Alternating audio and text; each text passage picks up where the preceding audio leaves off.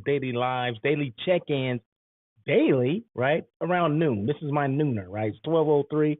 I'm a couple minutes late, but that's okay. I was actually reading something and something I'm gonna share with you right now, right? So you guys know I'm a big well, maybe you didn't know I'm a big proponent of LinkedIn, hence why I'm live here on LinkedIn and YouTube, right?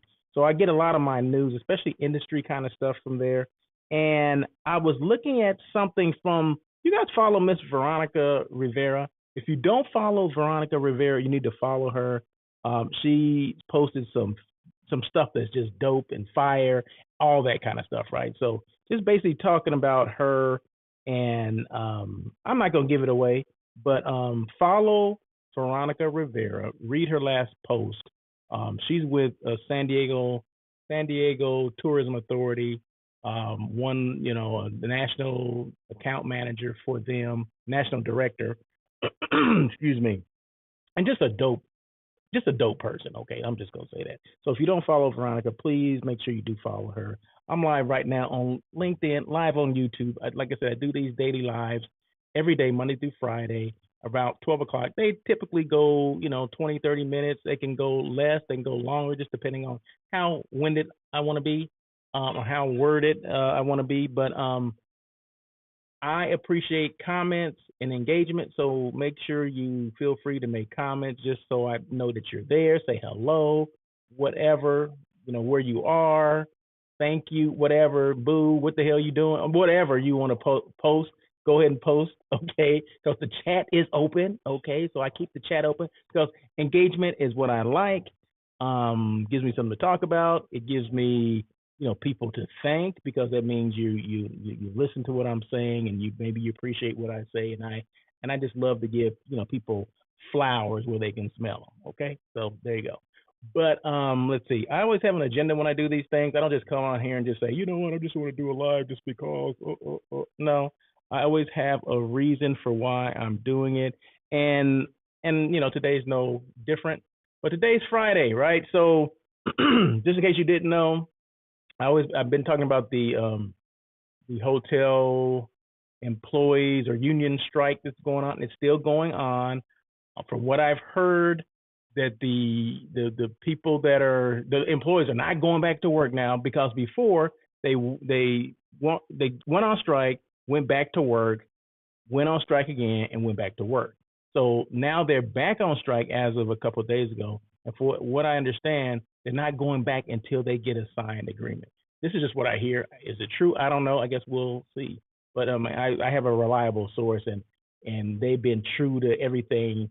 Everything they told me, it's been true. It's come to pass. So there you go. So that's what I hear. That's what's going on.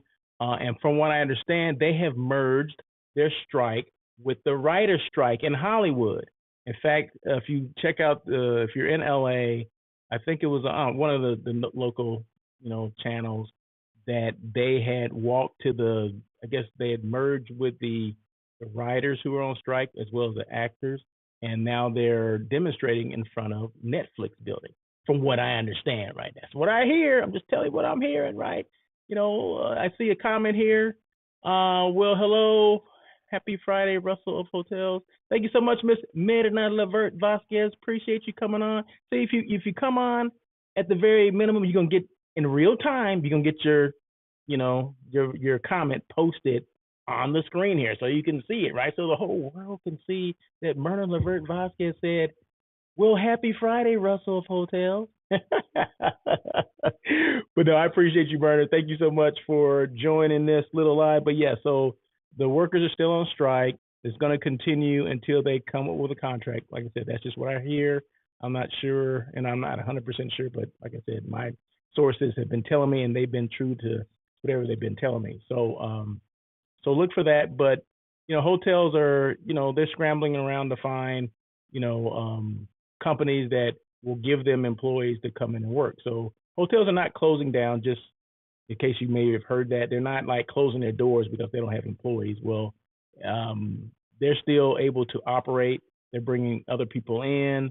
The managers and supervisors are working, shifts and cleaning rooms and all that kind of stuff that I love to see. But business goes on, and But just remember, every hotel is not a union hotel. Okay, so it's 60 hotels that are union here in LA and Orange County, but all of them, 100% of all hotels are not unionized. Okay, so there's quite a few hotels that are not. So if you're looking for that, just ask those questions, right? If that's important to you, just ask those questions. But they are definitely demonstrating. I'm not sure the severity of the demonstrations today. Last week I was at the airport and I did see 3 different hotels, 3 different demonstrations going on. So there you go. But enough of that. But it's still going on, just in case you did not know.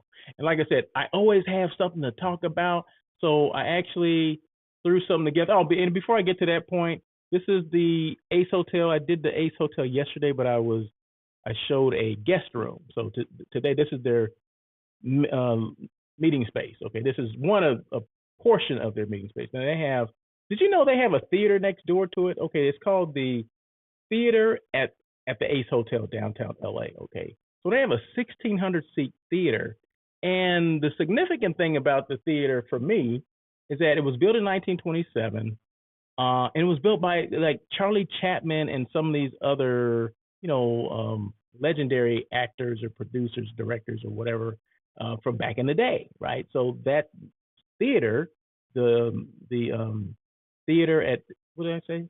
The theater at the Ace Hotel. I guess that's what it's called, the Ace Hotel Theater or the theater at the Ace Hotel. 1,600 rooms, very nice. I haven't been inside of it personally. I've seen pictures and photos, but next time I'm at the Ace Hotel, I'm gonna have to show you guys pictures of this place because I think it's dope. I mean, if it's anything like the photos I've seen online, it's definitely dope. So, and how is it a hotel has like a built-in traffic generator? Because a traffic generator is anything that creates traffic or creates a lot of people coming in and going, right? So that's 1,600 people right next to the Ace Hotel. They should sell out all the time, right? Anyway, but you look for hotels, or hotels should look for things that are in their area, because a lot of times we forget about that stuff, right? We focus on, well, we don't have this and we don't have that. We don't think about what we do have. And for the Ace Hotel, right next door, they got a traffic generator of 1,600 people potentially, right? You don't have to get everyone to stay in your hotel, right? But if you can get a small percentage of the people staying there you go. And I'm sure they do. I'm just using that as an example. So, but anyway, so this is Ace Hotel, and then what am I going to talk about today? It's going to be a hodgepodge of things. What I did was over the last couple of weeks, I was thinking about some of the things that I talked about. I said, well, for Friday, I can just throw out this hodgepodge of topics, and I'm going to talk about each one of them, right? So somebody's probably saying, so what the hell are you talking about? Well, I'm about to show you. Boom, hodgepodge. Okay, just a whole bunch of different subjects. I'm gonna talk about it no different order, no specific order, but I'm gonna talk about all of them, right? So, continue to build relationships. What does that mean? And a lot of stuff this will be towards geared towards like salespeople, hotel salespeople, hotel sales managers, directors of sales, whatever. Okay, it doesn't matter. You're in sales. Some of this stuff is going to apply to you. Of course, I come from hotel sales. I come from the hotel environment, hence the name Russell of Hotels. So everything for me is geared towards that. But remember, if you're in a different industry and you do some of the same things, you can use some of these same things that I'm talking about to better yourself, to educate yourself, or just to apply some of these things, right? So, but anyway, continue to build relationships. Regardless of what you do, you got to build relationships, right? You have to have a good relationship in order to get business. You have to have a good relationship. I mean, I'm a third-party meeting planner or hotel site selection, and if I don't have relationships built with people, I'm not gonna get any business, right? So people just don't call me and say, "Hey, I want you to do this, and that," right? We have conversations, and it goes from that conversations to something else, right? It doesn't automatically just go to, "Oh, we got a relationship. I trust you. I talked to you one time, and that's it." No, that's normally not how it works, right? Every now and then that and maybe it will happen like that, but a lot of times you have to build relationships, because building a relationship builds trust, and that can be over time. I'm not saying how much time has to lapse before that. It depends on you, depends on the person, it depends on, quite frankly, what they need done and when they need it done, right? But I always look at it like this: I'm not the only one that's going after this piece of business. I'm not the only one that this person is and speaking with. So you know how they say you got to make a good first impression because that may be your last chance that you get to make a first impression. So that's what I do, right? So whatever the situation is, I try to put I always want to put my best foot forward, if you will, and just continue to build on those relationships. I have relationships now with people that they used to follow me whatever hotel I went to because I was a director of sales, I was a sales manager, and then director of sales and marketing, all that kind of stuff. They would follow me to each hotel I went to. They would say, "Where are you now?" "Oh, I'm at this hotel." "Okay, I'm coming," because I had already built that relationship with them. Okay, and remember, this is a hard lesson for me. So when I left the hotel and started being hotel site selection or meeting planner or whatever, and started Russell of Hotels, people had told me, I, told them what I was going to be doing, right? I'm going to leave and I'm going to do this, and I can help you. I can still help you. Blah blah blah blah blah. Oh, that's going to be great. Oh, that's great. Let me know when you land on your feet, and we'll come over there with you, right? Well, they never did. They didn't come over with me, and I had built relationship with those people. So just because you have a relationship built does not mean they're going to come with you. Okay, so that was a hard lesson for me to learn, and I ended up having to start, from square one, and that's okay. Sometimes that's it's better to do it that way. But of course, no, well, it'd have been better, it'd been easier if people come with you. But if it's easy, doesn't mean that's the best way to do it. Okay. And sometimes things just happen on their own, right? So, but anyway, continue to build relationships. Doesn't matter how old, how young you are, you're never out of the game when it comes to building relationships. Stay updated on industry trends, okay? Whatever that is, it always kills me that hotels are always, I'm not going to say always in every hotel, but I'm going to say a lot of people within the industry, they're the last ones to adopt certain things like trends in technology and things like that. But it's our job as just individuals to stay up on those trends, to see what is going on within our market, what's going on within our hotel, what's going on within our destination. Find out what's going on. What about this AI thing that people keep talking about? Artificial intelligence. That's new. That's not new. It's something that's been going on, but are we really in tune on what's going on with AI and how it can help us within this hospitality space? If you don't know, you need to do your research. I was talking to someone earlier, and I was mentioning something about resumes and keyword searches and things like that for your resume, because sometimes resumes, you may send out a resume, you may apply for something, and based on keyword search, you never get any, no one ever responds back to your resume or anything like that. I said, well, sometimes the algorithm doesn't pick up your keywords. Well, what is keywords? I'm going to try to explain what keywords were, and I try to explain, AI and all this kind of stuff. And some people don't even know what it is, right? And these people within the hospitality space. So make sure we follow up on trends, if that's travel trends, if that's people that are coming into the area, people, more inbound traffic, more outbound traffic, whatever the heck it is. What are these trends? They're out there, but we have to find out what they are. So stay on top of the trends. Reach out to previous clients and to reintroduce yourself and your hotel. This is for my hotel people, right? So one thing, you take over a new property, you go to a new property, right? First thing you want to do, well, first of all, you want to find out what that, say you're a sales manager, you want to find out where that person, the previous person that had your, you have that position now, but the previous person, what did they do? Where did they leave off? You want to pick up where they left off, but you also want to go back to all the accounts and kind of call them, email them, however you communicate with people.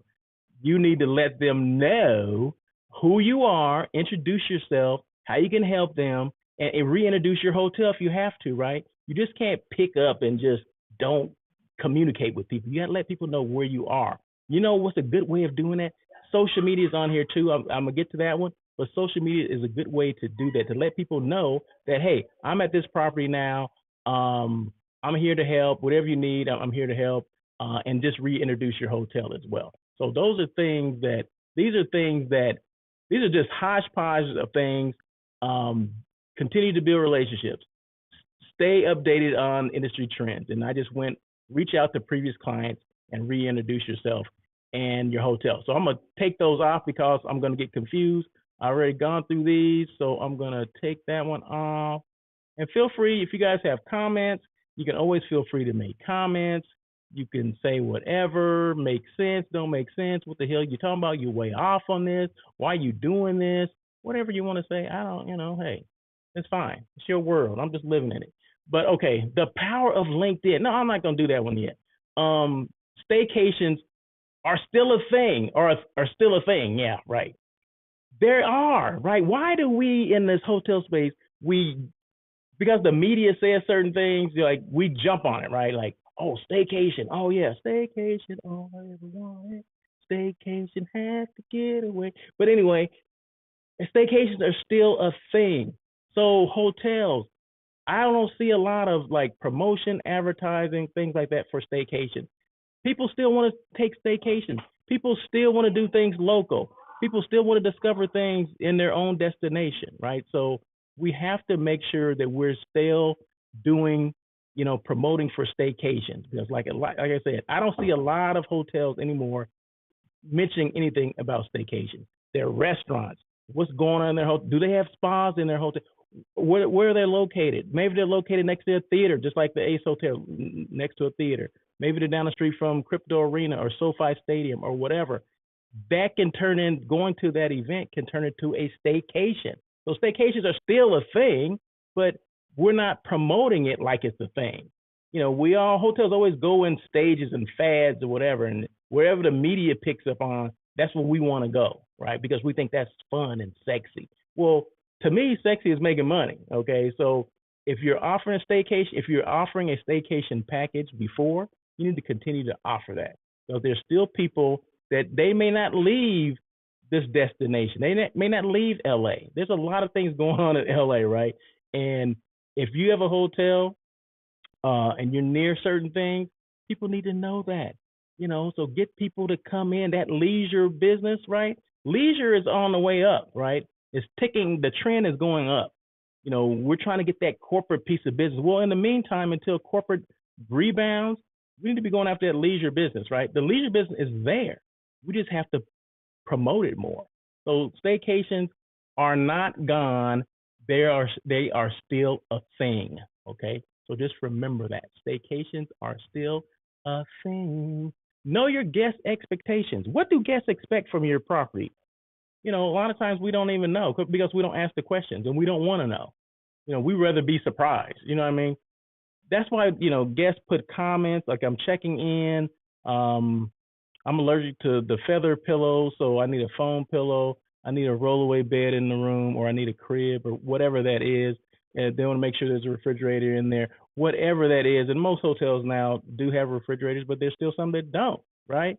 But that goes back to, what are our guest expectations? What are they expecting when they check in? Okay, are they expecting someone to come to the front desk that's looking down, or they expect to have a warm welcome? I don't know what they expect, but I mean, you should know what they expect. I mean, I know they expect that, right? I would think that's very, that's a minimum request that we look up when a guest are walking in, because that's what we're here to do anyway, right? People at the front desk, aren't we here to welcome the guests? So they expect that, right? So make sure, I mean, that's just kind of scratching the surface, but we need to know what our guest expectations are. And a lot of times they're on that arrivals list, and it tells you the notes about that specific guest. Those are the minimum requirements that the guests expect. So we should at least, at the very minimum, read those things and let people know, hey, guess, Mr. Smith is expecting this, or they're expecting that. Okay, so know your guest expectations, because that's going to be the difference between them coming back and not coming back, going somewhere else. I'm going to try the competition next time. I see Miss Policy. We put her comment on there. Policy says, happy Friday. Hello, Policy. Policy is out there in Brazil. So we're international, right? Just in case you did not know, real time right now, real talk. Russell of Hotels, doing this daily check-in on air with Russell of Hotels. We're all about being international, okay? So Policy, thank you so much. I appreciate you coming on, along with Ms. Medina, Vert Vasquez. Appreciate you guys.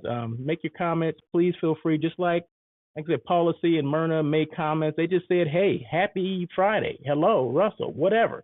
Whatever you want to say, you can say, right? And I'll post it in real time right here on the screen. So anyway, so I'm just going through, these are things that I came up with, just a hodgepodge of things. I'm gonna talk about every single thing that's on the screen right now. So no particular order. Know your guest. I just said know your guest expectations. So I'm gonna get rid of that one. See, I got confused. I already said, oh, don't be afraid to leave the nest. What does that mean? Now we're birds? What do you mean don't be afraid to leave the nest? Salespeople, okay? We can only do so many sales calls. I mean, so many phone calls and email people. Every now and then we got to go out and meet with clients, okay? So I understand communication is key, okay? And sometimes we communicate via phone or we communicate via email. We may even text people, that's fine. But every now and then we got to go out there and leave the nest, meaning either that's your work environment or your home environment or your work environment, meaning your office in your hotel, right? Sometimes we have to go out and meet with people. Maybe we need to have lunch with them there. Maybe we need to take them something. Maybe we need to do a sales call. I mean, those are things that we need to do because conversation over the phone and email only goes so far. Especially, this whole pandemic had, set salespeople off, right? Where I need to be able to touch people and hug them and all this and that because we're those kind of people. I heard it all about, from salespeople. We got to reach out and touch people. Okay, well the pandemic is over. Okay, get out and reach and touch people. We're not doing it as much as we should. I talk to people all the time and say, hey, do you go out and meet your clients and things like that?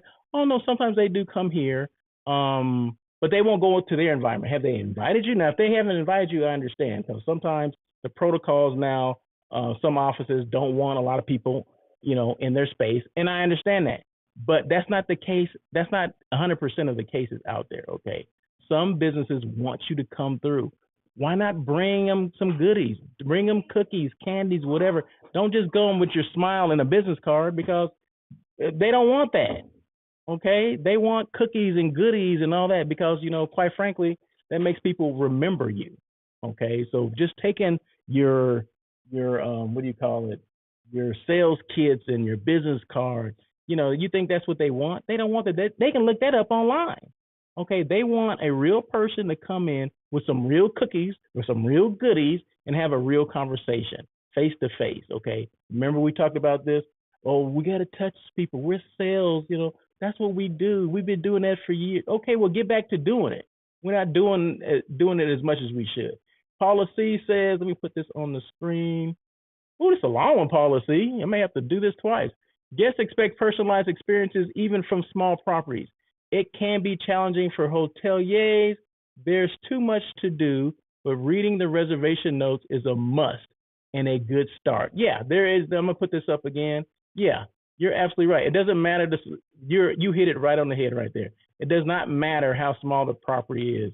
People have expectations, and we need to know what those expectations are.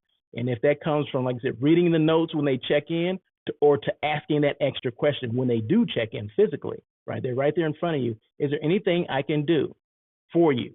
In addition to the things that you wrote, is there anything else I can assist you with? Well, if you can think of anything, just let me know. I'm at the front desk until 3 o'clock. Please feel free to give me a call. My name is Russell. Whatever that is, we need to do. And thank you so much, Paula C, for that. Appreciate that. So reading the reservation notes, that's a good start, but that's not everything, right? We need to anticipate guest needs. We need to think that they need certain things. They show up, they don't have a car, okay? Maybe they need a town car, maybe they need to, Uber or Lyft, right? So where's the Uber and Lyft pickup? Let them know those kind of things. Those things are really simple, but they make a huge difference, right? But if you know for a fact that someone checked in and they don't have a car because you asked them a question, you know how they're gonna, try to get around. Either they're gonna rent a car, they're gonna use Lyft or Uber, they're gonna hire a car service or whatever, or cab or whatever. But you know that they need transportation. So why not anticipate that they're gonna ask and already give them the answers to the questions that they're gonna ask? Okay, that's being ahead of the game. That's being proactive instead of reacting. Okay, and that's what guests look for. They look for that. What is it called? Curated experience. Is that a good word? Curated? I just pulled that one out of somewhere, right? No, I mean that's a term that we use. Curated. They need a curated experience. So thank you so much, policy. So that's what I'm talking about. Somebody's asking questions or making comments. That's what it's all about. So don't be afraid to leave the nest, salespeople. I mean, you have to in order to. I know people that don't want to go to like what do you call them, trade shows and things like that. They would rather be in the office. Well, trade shows are a good way to meet a lot of people in a short period of time. Okay, build that relationship, build that rapport, let them know what you can do to help them. That's a great way. So it's okay to leave the nest. Okay, leave the hotel, leave your office, go and do what salespeople do. This is the opportunity for you to get out and do that, right? Well, if your hotel allows you to do that, right? But like I said, for the last 3 years, I've been, oh my God, I can't believe we got to get out and hug people. We got to get out and we're salespeople. We love to touch people, okay. Oh my God, we got to hug people. I mean, I heard everything out there. It just makes me laugh. It just makes me, obviously you can see that, right? But, oh my God, let's see. Start in your backyard. Okay, another thing for salespeople. We always think that business has to come from another city or another state, other part of the world. You know what I mean? It doesn't. Depending on your market, start in your backyard. Now, your backyard, 5 mile radius from your hotel. Your hotel's here. Draw a circle around your hotel. That's a 5 mile radius. Anything within there, 5 miles out. So your hotel's here, 5 miles out. You hit everything within that circle. Okay. That's how I start. Anytime I go to a new property, I'm a salesperson. I'm going to start there. I'm going to look in my backyard before I branch out of that. I'm going to saturate the heck out of my backyard before I get to anywhere else. Because if I'm like in charge of like IBT, individual business travel, okay, single reservations, whatever, that's where I'm starting. I'm starting with every company that's in that area. Every company, every organization, whatever it is, I'm saturating that first before I go anywhere else outside of there. Now, if people are calling in from other places, that's something else. But where I'm going to start is in my backyard. So because 80% of the business is going to come from close to you. It's going to come from your area. The 20% is going to come from outside. 80% is going to come from there. Okay. But a lot of times we want to, because they did business there before, with some other place before, it's the easy, they look at that as the low hanging fruit, right? Well, I think the low hanging fruit is right around your hotel. It's just that we don't want to get out and do anything. Sometimes you got to go knock on some doors. And I know people are going to say, well, they don't allow you to come in. You can't go to certain. Well, you know what? To someone that came up with doing cold calls and all that stuff, it was a badge of honor to get kicked out of buildings by security. So I challenge people to go out and do the same things that we used to do back in the day and get kicked out of buildings. Okay, that's what we used to do. If we didn't get kicked out of a building, that means we weren't doing our job. So we would go, say the building was 20 stories, right? 20 floors. We would start at the top and work our way to every room or every office, going down the stairs and calling on people, cold calling, right? We would have goodies and things like that. So, and we would even go on the doors that said no soliciting. Okay, what did that mean? Okay, we weren't soliciting. We were handing out cookies. We were just introducing ourselves and handing out goodies to people. So they were goodies, and they had we would attach or staple our business card to the cookies, the bag of cookies, right? That's what we would do, right? And they say, well, there's a no soliciting sign out there. We're not soliciting. We're just in the area. We're dropping off cookies. If you have questions about this particular hotel, you can give us a call. Boom, and we're out, right? You would be amazed how many calls we would get based on that, right? So don't tell me all that stuff, okay? I need solutions. I don't need excuses, okay? Give me solutions, limit the excuses, okay? But as salespeople, we got to put in the work, right? So there you go. I don't know if let's just kind of just segue into this next one. Do the work. I can come up with all these different things, steps to this, step to that. But at the end of the day, you got to go out there and do the work. That's it, right? So I've been talking about, for the last several weeks, human trafficking, hotel union strike, bleisure business, which I'm about to talk about in a minute. meeting volume is up, meaning there's more meetings that are going on than it did last year, same time, right?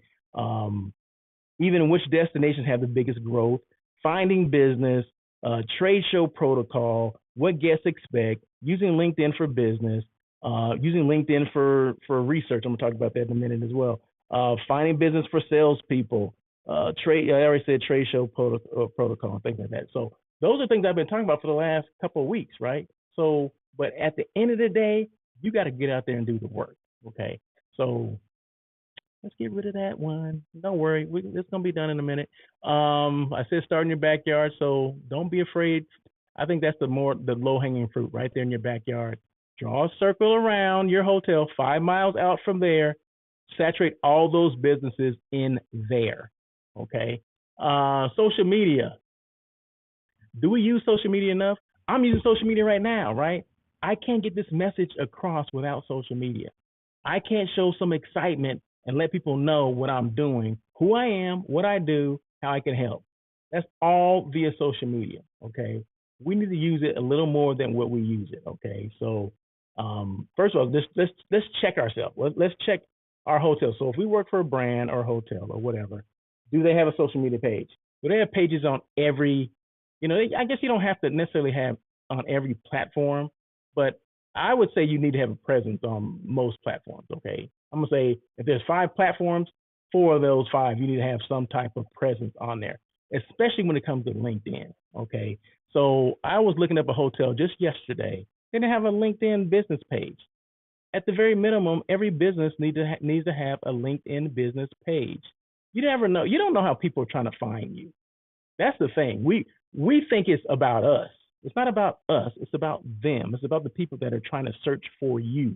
Okay. It's not about us and what we think people are going to look at. No, we put it out there for them to find us.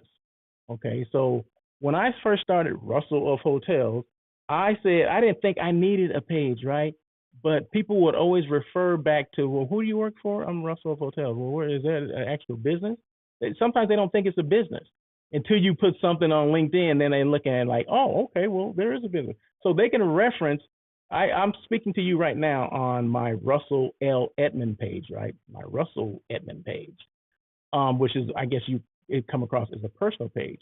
But they can reference Russell of Hotels through Russell of Hotels business page. So I have 2 pages on LinkedIn. So my suggestion is that you do that as well. So social media is, I think it's the key. Is it the end all be all? Does it take the place of being in front of people? No, but it teaches you how to have a presence without being present. Does that make sense? Have a presence without being present.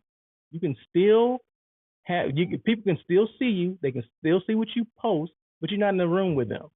You're not hugging them and touching them and all that stuff that salespeople you have to do, right? Okay, but you can still put out valuable information. You can still train people, talk about different things via social media. I mean, how many people out there have done, webinars and things like that? You're not in front of anyone, right? I mean, you're in front of the camera, right? And you're reaching more people. Okay, there's no way I can ever reach Paula C, who's in Brazil, because I've never been to Brazil before. She's never been here. Okay, so how am I reaching Paula C? How am I building a relationship with Paula C? How have I collaborated countless times with Paula C on social media? It's because of social media, right? Dylan Beaumont, who we lost several weeks ago, right? We collaborated too many to count, okay? I didn't know him personally. I never seen him before, just like I'd never seen Paula C before. I was never able to shake his hand or give him a hug or anything like that. But we connected through our collaboration efforts, right? And our love for the industry. We would do that time in and time out, just like with Paula C, right? So it has power there, right? You can still reach people. You can still do business. You can still make money. You can do all those things with social media, but you have to get started with it. You have to do it. A lot of hotels I see out there, oh, we have a social media person that does it. Well, but you need to know what that person is doing. Okay. Are they putting out the right information for your brand or not? So you have to be involved in it.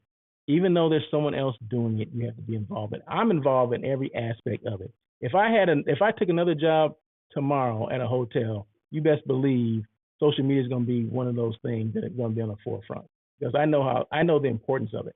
There's no Russell of hotels without social media because I get a lot of my collaboration, a lot of my business from LinkedIn. Okay, and this goes back to when I was doing consulting for a startup company called Smart Layover. Okay, look up Smart Layover. Okay, it was an app back in the day, and how we grew it, and it worked with hotels, right? It was kind of like it was a third party, but it was specifically for day use rooms. You know what a day use room is for a hotel? So you can check in and you only need the room for a certain portion of the day, maybe certain hours of the day. Right now, some people can say, well, that's a negative connotation right there. We don't rent rooms by the hour. Well, in Europe, this is a big deal. Europe and Asia, this is a big deal, right? Where people, like business people that travel, they maybe travel out of their homes or whatever. Maybe they don't go to an office, or maybe they go to certain cities and they're flying in and flying out, right? Well, they need a hotel to like take a shower, to check their email, to do all these kind of things. They only need it for a certain portion of the day. Maybe they only need it 2 to 4 hours, right? Well, that was a need that a lot of times these apps, they provide a solution to a problem. Okay. Well, the solution is, okay, we have this app in these hotels that you can actually rent a room for a couple of hours, right? You don't have to do it for the whole day unless that's what you wanted. Well, the problem was, like I said, people needed that, right? People, didn't want to get on a plane after they've been through meetings. They wanted to change. They wanted to check email. They wanted to shower. They wanted to relax. They wanted to do all those things. So there was a problem, and we had the solution. So I was able to get the first 100 hotels that wanted to be involved in this Smart Layover, and they're all European hotels. I was able to get it through LinkedIn just by utilizing the power of LinkedIn, understanding, in that search bar, you can damn near put anything in there and things are going to come up. Okay, so those are the things. Social media helped me do that, right? And then we'll jump in with the power of LinkedIn. Do we use LinkedIn like we should use it? Excuse me. Are we doing research on people on LinkedIn? Damn near everybody has a LinkedIn profile. Okay, so this is how I use it. Okay, I'm gonna tell you how you should use it, or this is how I use it. I just told you how I use it as far as finding businesses. I found hotels, and I was able to send them links and all that kind of thing through LinkedIn. And this is through a non-paid version of LinkedIn. Okay, I wasn't paying for LinkedIn. I wasn't paying that monthly thing that I later did, maybe 10 years later, right? Which I do at this point, right? So, but this was through the free listing from LinkedIn. I was able to reach 100 hotels that wanted to participate in this Smart Layover app. Okay, so that's part of the power of that. So I'm able to find people. You can type in revenue managers for hotels, and everybody that's linked to being a revenue manager in their title and their profile will pop up. That's interesting. Director of sales and marketing. Everybody that's director of sales and marketing in their profile is going to pop up. How can you not reach people through LinkedIn? That's powerful, right? But a lot of people don't even look at it like that. Some people will call me. They'll say, "Hey, do you know who the director is at Hotel X in LA?" I said, "Well, have you looked it up on LinkedIn?" "Well, no, I don't know their name." I said, "You don't have to, because normally people, when they start a new job, what do? The first thing they do, they change their profile and they say, I just started as a new director of sales and marketing at Hotel A. So all you got to do is put Hotel A in the space bar, and it's going to everybody that's linked in with that. Everybody that has Hotel A on their profile is going to pop up. And then you can see based on what the timeline, who is the new director of sales at that particular hotel. I mean, there's things that are that's pretty simple, right? But we don't use it like that. You're going to interview with someone. You want to know about that person that's interviewing you, right? And you would hope that person's doing the same thing about you, right? They're going to LinkedIn, they're typing in Russell L. Edmond, and they're looking at my profile and say, okay, he's done this, and that. Oh, shoot, he does all these darn videos too? Everything that I've done is there. So they're interviewing me, right? So they're looking up me. Well, I know the person is going to do the interview, so I will look them up too. So I'll have something to talk about when I have an interview. Because remember, in interviews, it's not just them interviewing you, it's you interviewing them. They're looking to see if you're the right fit, and you're looking to see, well, am I the right fit for that job? So use LinkedIn for what it's there for. I mean, it's a powerful tool, but we don't use it like we should use it. I use it every single day. I look at people every single day. And if you have the paid subscription to LinkedIn, you can get a lot more detail. You can do in messages without have be even linked in with people or linked with people.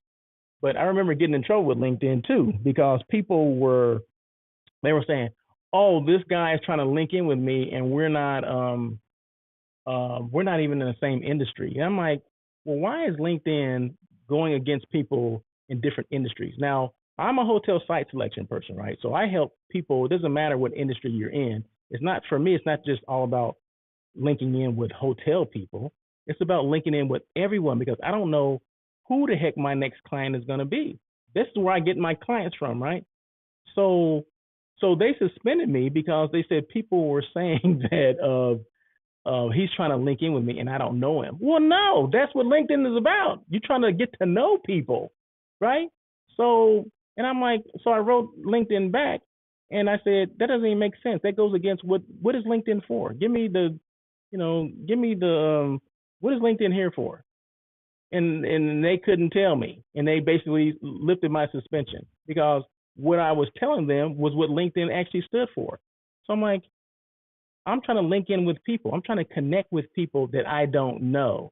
And yeah, it could be across different industries, but in my line of work, that's what I'm trying to do. I have to do that. I can't rely on people within the industry. They're not giving me business.